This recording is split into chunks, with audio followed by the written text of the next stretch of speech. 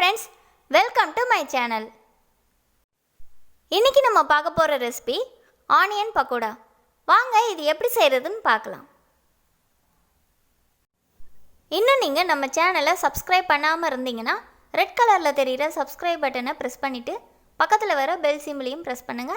அப்பதான் நான் எந்த வீடியோ போட்டாலும் உங்களுக்கு ஒரு நோட்டிஃபிகேஷன் வரும். நீங்க ஈஸியா பார்க்கலாம். வாங்க வீடியோக்குள்ள போலாம். 1 கப் கடலை மாவு எடுத்துக்கிறேன். 1/4 கப் அரிசி மாவு, ஒரு பெரிய வெங்காயத்தை நீல வாக்கில் கட் பண்ணி இதோட சேர்த்துக்கணும். வெங்காயம் கட் பண்ணும்போது நல்லா மெல்லிசாக கட் பண்ணிக்கணும். ஒரு 2 பச்சை மிளகாவை குருணியாக வெட்டி இதோட சேர்த்துக்கிறேன். ஒரு சிட்டிகை பேக்கிங் சோடா சேர்த்துக்கிறேன். இதோட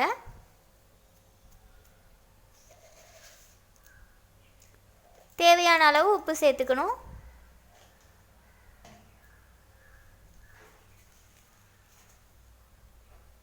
ஒரு சிட்டிகை பெருங்காயப்பொடி.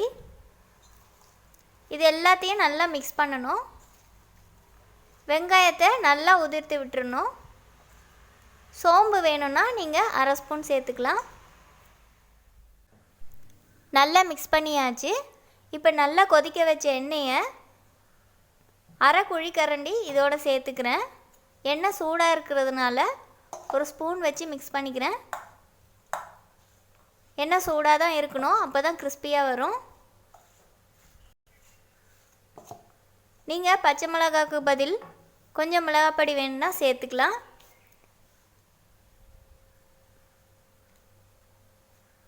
கொஞ்சம் முந்திரி பருப்பு சேர்த்துக்கிறேன். இது ஆப்ஷனல் தான், தேவையில்லைன்னா விட்டுறலாம். இப்போ இனிமேல் இதில் கொஞ்சம் தண்ணி சேர்த்து மிக்ஸ் பண்ணணும். தண்ணியை நிறைய ஊற்றிடக்கூடாது.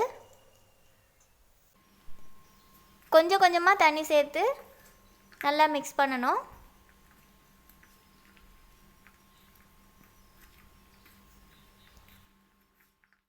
இந்த மாதிரி ரெடி பண்ணிக்கணும்.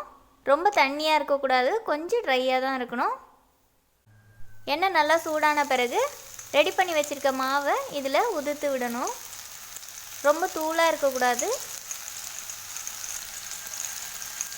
ஒரு அளவான சைஸில் இதை டைரெக்டாக எண்ணெயிலே உதிர்த்து விட்டுறணும்.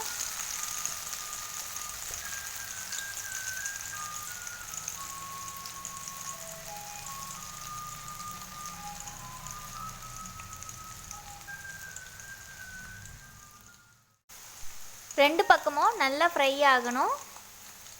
கோல்டன் ப்ரௌன் கலரில் வரணும். இது